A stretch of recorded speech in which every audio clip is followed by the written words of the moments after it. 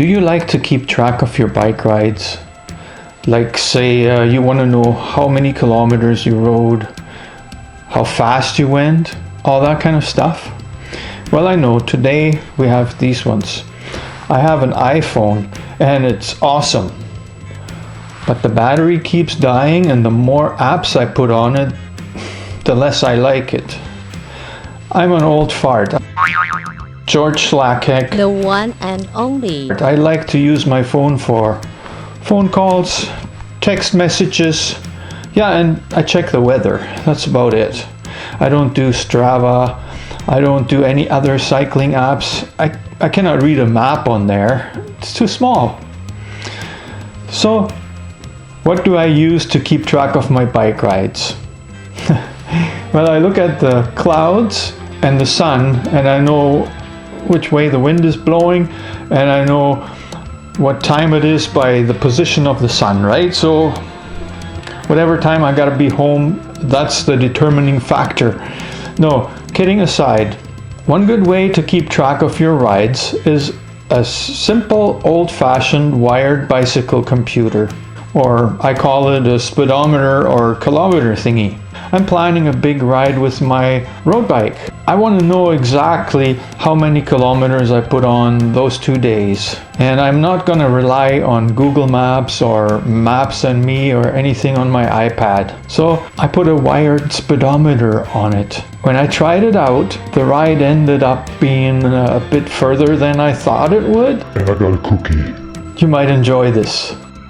I'm gonna show you on my road bike.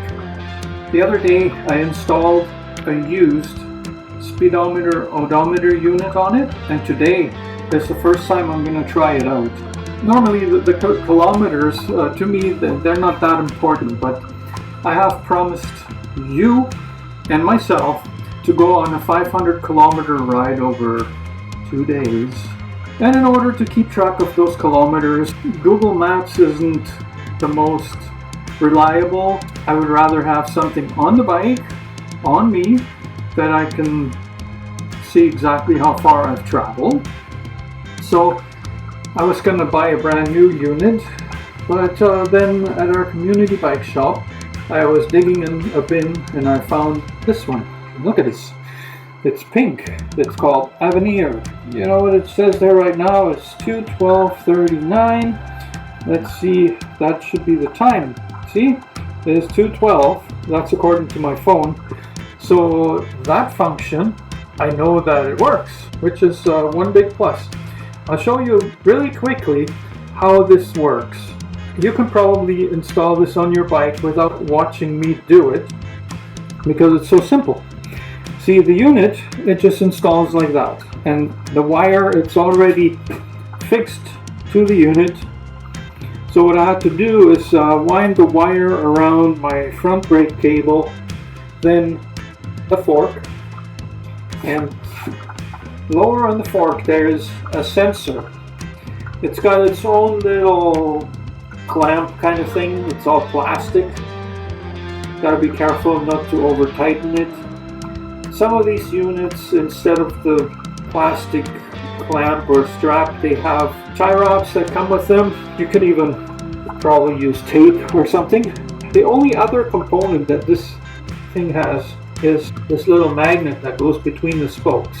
That's really all there is to it. The only other thing to consider is the settings. What you need to know for this to work properly is the circumference of your wheel. You can measure that by making a line on the ground and on your tire, and then you push the bike until the tire makes a whole revolution, after which you make another line on the ground, and then you can measure it. I think you need the measurement in millimeters. Now you can see that this is probably not super accurate, so there's another way, and I don't see it being more accurate. It's your choice, really. There are tire charts online, or they usually come in the instructions of these speedometer units, where it tells you the tire size and the corresponding circumference. So what you need to do is you have to put that into the settings. On this particular unit, When you take the battery out, the settings flash. So the first one that comes up is actually the tire circumference. And once you got that set, then your unit is basically calibrated. To make sure this works, you want to spin the wheel. See, this magnet has to pass the sensor at a certain distance, and since I'm in the shed here, I cannot roll my bike much further than this, but you can see that it is within maybe 3 millimeters.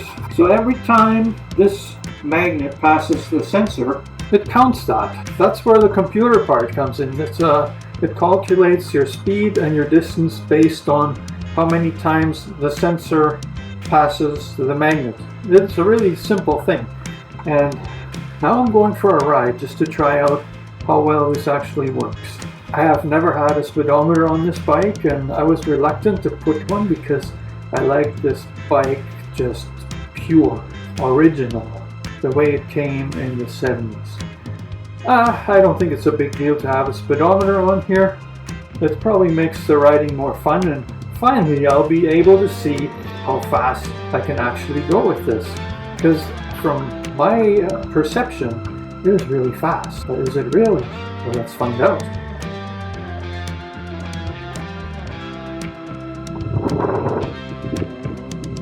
Right, I'm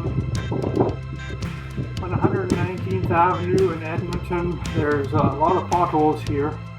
It's not exactly a road you want to go fast on. I also have stop signs that I have to respect, but I can give you a preliminary glimpse of what this looks like with my new speedometer. I'm not working hard at all. So you can see it's like in excess of 27.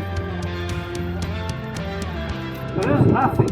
We gotta get to an open road where we can actually build up some speed and sustain it. Alright, I'm on a trail now where I can try out any speed I want and I don't have to worry about traffic. Now I'm going to try out how fast I can ride this bike on the trail or on the open road. Let's see. The bright sunlight made it hard to see the liquid crystal display, and also the wind totally eradicated my voice. I easily reached 32 kilometers an hour, not even trying hard, but I wanted more. I can see the liquid crystal display a lot better now. I don't know what that is, when sometimes you can barely see it and other times it's fine. Maybe it's just got to do with the sunlight. I don't really know where I'm going, but so far I can go straight ahead and the trail is good. So that's what I'm going to do. Might have to go on the road at some point because I'm not really building up the speed that I was hoping. It's on Highway 21, major highway here, and it looks like my bike lane is ending. So what I'm going to do is I'm going to take Highway 21 for Saskatchewan.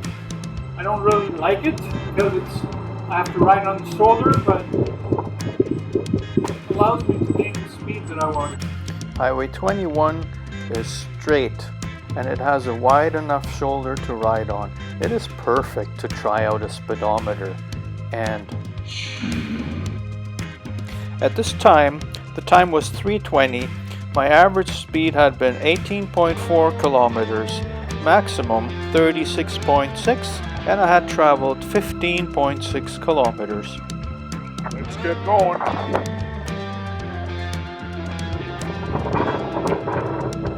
Yeah, I'm actually towards Saskatchewan right now. I was riding against the wind the entire time, but I was pretty fast. And now that I'm in the shade, the display seems to be working just fine. But yeah, I got 19.9 average speed,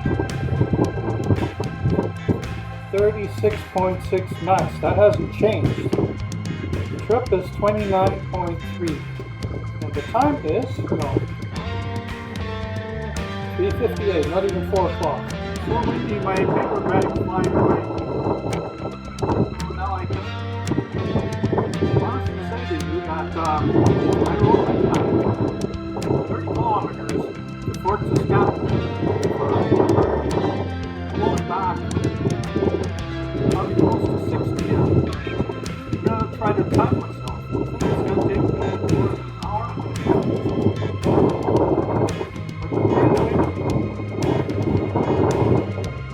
Find out. I'm most concerned about that wind.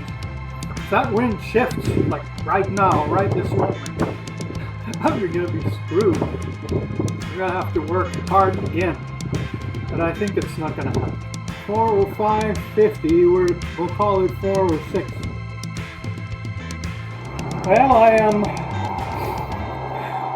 I'm gonna slow it down right now. My average was probably above 30k, and now I'm back at Lakeland Drive, where I'm turning to go west, back toward Strathcona Science Park, and back on the trail.